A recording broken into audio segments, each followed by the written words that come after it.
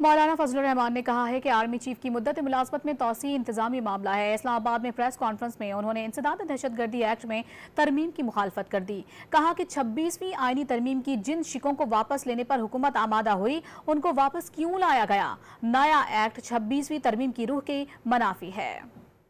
Anti terrorism act 1997 میں ترمیم کرنا چاہتی ہے۔